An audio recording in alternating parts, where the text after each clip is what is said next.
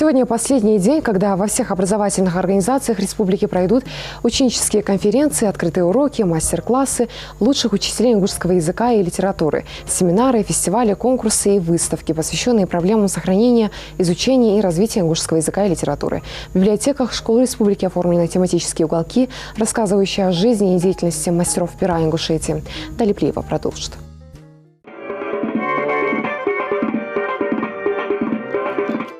Красоту родного языка воспевали в своих произведениях писатели и поэты. Его значение и важность для любой нации бесценна, ведь язык – это достояние и культурное наследие. И, наверное, поэтому нашему родному ингушскому языку уделяется большое внимание. Ежегодно в республике 16 по 25 декабря проходит декада, в рамках которой образовательными и научными учреждениями проводится огромное количество мероприятий, нацеленных на популяризацию родной речи и слова, площадкой для которых служат как школы, так и музеи, научно-исследовательские институты, детские сады. В Сунжинском детском садике «Березка» к декаде подготовились и взрослые, и дети. И, конечно, о значимости родного языка говорили на ингушском. Каждого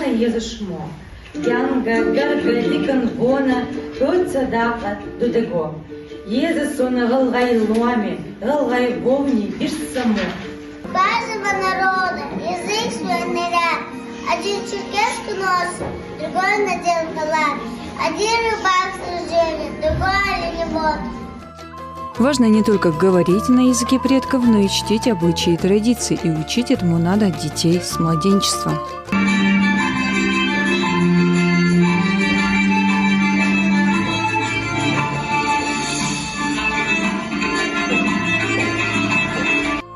В рамках декады в Музее краеведения прошла необычная выставка, и предназначена она была для школьников, вниманию которых были представлены и животные, и растения на ингушском языке. Ребята увлекли как сами названия, так и разноцветные иллюстрации. Благодаря таким выставкам дети легче усваивают новые слова на ингушском языке.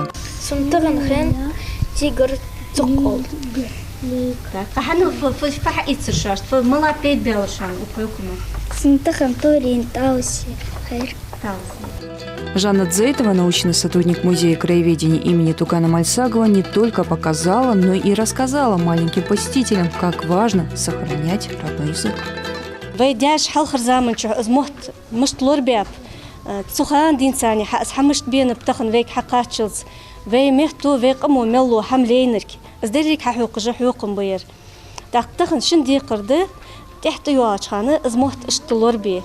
К сожалению, многие люди на сегодняшний день не умеют изъясняться на родном и уж тем более писать или читать на своем языке. Более 10 лет назад ЮНЕСКО включила ингушский язык в список исчезающих, и это сигнал для более тщательного его изучения.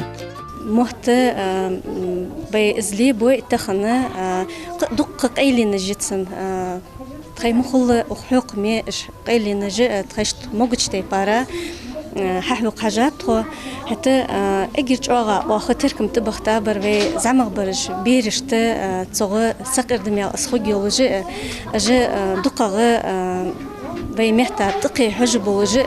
А в рамках декады очень красивое мероприятие прошло и в 4-й Кантышевской школе, где на этаже, посвященном Идрису Зязикову, гостей встречали девушки в национальных платьях и играли на гармонике. А в это же время другие горянки украсили дом в национальном стиле, как это делали наши предки. А в актовом зале дети читали стихи на ингушском, пели песни, приехали к ним и знатоки родного языка, в числе которых была и главный редактор журнала «Литературная Ингушетия» Лейла Тамасханова. Я почувствовала настоящий праздник языка сегодня. Это самое главное. Искренность, их желание вникнуть в то, что они говорят. Восхитительно.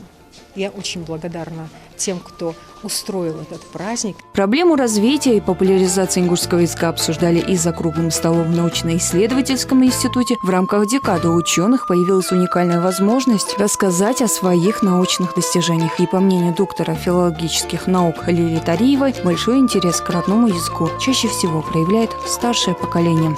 Есть такая тенденция, чем старше становится ингуш, это я заметила, то тем более он переходит на свой родной язык. Но наша молодежь сегодня, она, коль скоро мы ведем образование на русском языке, это одна из важных причин, мы говорим в основном на русском языке. И это естественно и в школьных учреждениях, и в высших учебных заведениях, и вообще во всех учебных заведениях. Если вы войдете, вы услышите речь русскую, потому что мы обучаемся и отвечаем на русском языке. Специалисты уверены, что родители должны говорить с детьми дома на родном языке, ведь с ним связано воспитание в духе народных традиций.